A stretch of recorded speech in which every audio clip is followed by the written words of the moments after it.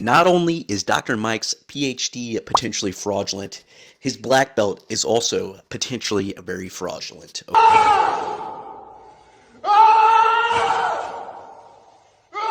So Dare I say that him and Mr. Moneyberg may be on the same level of black belt expertise in the sport of jiu-jitsu. Watching rolling footage of Dr. Mike, I will give Dr. Mike this. He does actually live roll, and there's actual evidence of him live rolling, so that makes him a step better than Mr. Moneyberg. However, they both look very similar. They both share a common religion. They both share a bulbous, wide physique of being a little, chunky. And they're both 5'6" and thinning in the hair. But Mike has let it go. Derek has not. But anywho, a lot of similarities to draw here. A lot of similarities. But I digress. I think there should be a match between them at the next CJI. Craig Jones, make this happen. Dr. Mike versus Derek Moneyberg. Let's see it. Anywho, let's get in the meat and potatoes of this video, all right? I've done a video breaking down Dr. Mike's rolling when he was a brown belt, but since then, some more footage has been uncovered and some more information on Dr. Mike has been uncovered, okay? For example, Greg Doucette and other high-level bodybuilders have proven that he sucks at bodybuilding. Basic stuff that you would know, like just amazing stuff. didn't know shit, not even the basics. And have we not seen his diet? Cereal and Gatorade? How did that work out for him? Okay, that is not my opinion. That is of people who are in that space. I don't know anything about bodybuilding, but apparently cereal and Gatorade as a diet is not good. So if you want to see that, go Greg Doucette. Harder than last time, you know what I'm saying? But anywho, not only does he suck at bodybuilding, he also sucks at jiu-jitsu, yet proclaims to be very good and has a black belt and all this nonsense. So let's just get into his BJJ rolling, all right, as a black belt. Like all I feel is rage. I'm going to break down Mike's game, all right? It's a classic old man, fat guy game.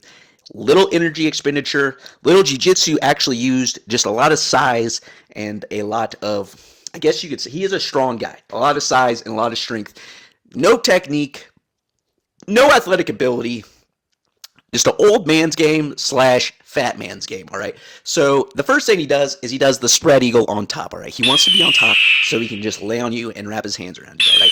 He has no real passing pressure, no really passing attempts. His two passes are grab you by the waist and lay on you until you do something stupid, or let you get a triangle, and it's hard to triangle him because he's a literal square, and, throw the legs over and try to pass you that way. So that's his passing techniques. Spread eagle on you and let you throw up a triangle and pass it. His bottom technique is what I like to call the shitty deep half, all right? If you've ever rolled with an older gentleman or a gentleman that is oversized or just really not in tune with the modern game of jiu-jitsu or is lazy, they'll play what is called a deep half, all right? I only go to deep half when I have nothing else to go to. I really don't want to be there because it is a bad place to be, all right? Especially in no-gi, all right? Maybe there's some more things you could do with lapels and stuff in gi, but I don't know. This is purely from a no-gi context. Deep half sucks, all right? Guys can spin around your head and get you into 411 or inside Senkaku, saddle, whatever you want to call it, and now you're in a deep leg lock position, all right? That is not where you want to be in no-gi, all right? When your heel is exposed and it's going to get cranked on. Another thing you could do is a guy could get a freaking underhook on that arm that is just chicken winged up, all right? The only thing you could do is grip your hands to keep from, not getting your arm ripped off. And they could go to either a Kimura or fly around to the other side for an armbar, what have you. Unless the guy has no idea about jiu-jitsu or is very unflexible, the deep half guard works on those guys, all right? It works on your day one jiu-jitsu guys. It works on guys that have zero hip mobility. But people that have hip mobility, somewhat athletic, and know a little bit of jiu-jitsu, there are a ton of ways to counter that, and it is hard to sweep somebody from there. I guess the best way is to just, swing yourself up and wrestle up, but that takes way too much energy for Dr. Mike to do, okay? That would require actually having maybe a stand-up game or expending energy or being able to get from your back to your feet in one smooth motion, which he cannot do, okay?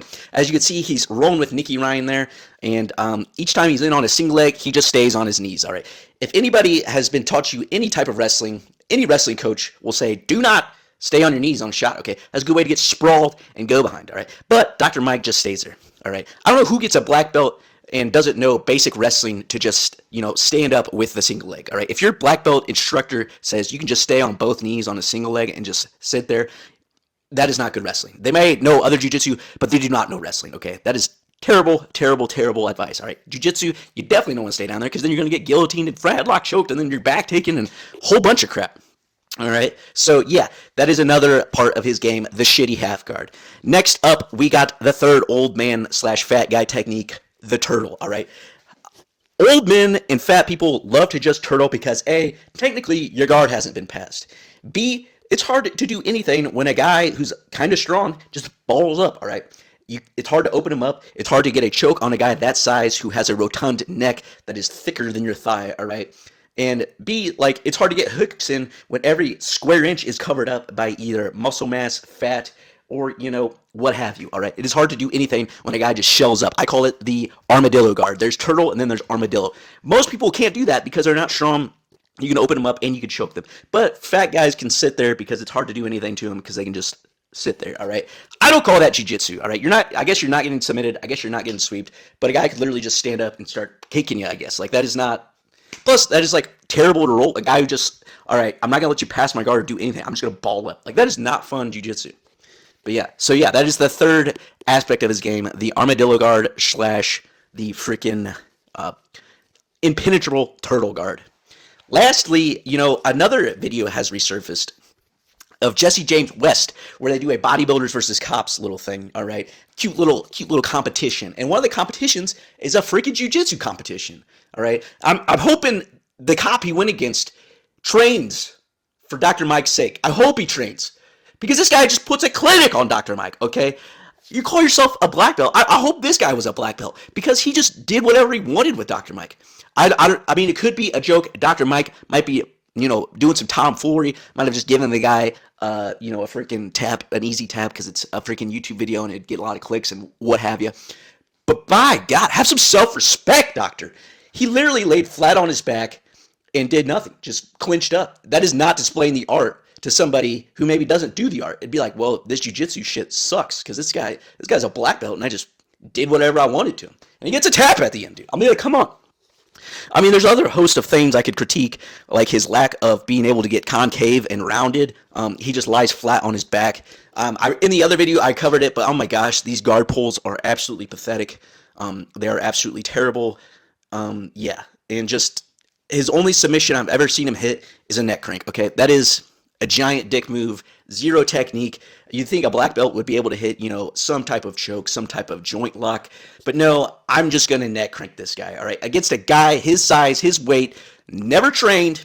It took him 3.5 minutes to get a submission on. And it was a competition. They did like some type of calorie competition where, you know, if I submit you in a minute, I eat 1,000, you eat 5,000. And then if I submit you in 3 minutes, I eat 3,000, you eat 3,000. Anyway, a competition. I'm submitting that guy as fast as I can, okay?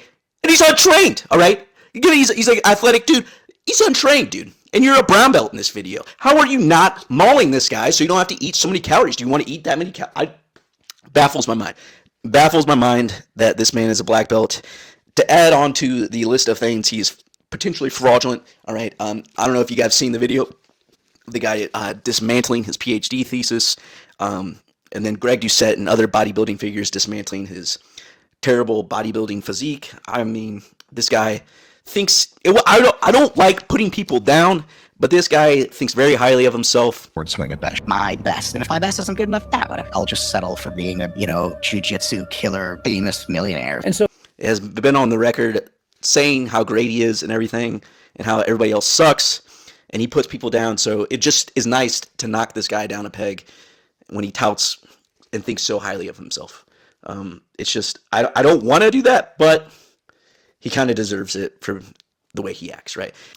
In classic, you know, weird Mike humor, he thinks he's the funniest guy alive, but, you know, all the stuff he says is just really weird, you know, gay references or how he's, you know, Jewish or something, and it's just, it's not funny, honestly. It's just a very strange humor that I personally am not a fan of.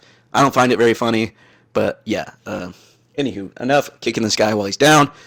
Let me know what you guys think of Dr. Mike's freaking jiu-jitsu. And who do you think would win between him and Money Turd? I mean, that'd be a heck of a scrap. I want to see it. Anywho, Chads, please check out my other channel. I'm doing some more strength-based stuff on there. Dr. Mike will probably roast the fuck out of it, but anywho, who cares? And then, Also, if you want to support the channel, check out the links below to X Marshall, Psycho Pharma, Strong Coffee, and Johnny Slicks. If you buy something on there, I get a little bit if you use my discount code. So helps the channel and helps create better videos. Thanks, Chads. I'll talk to you later.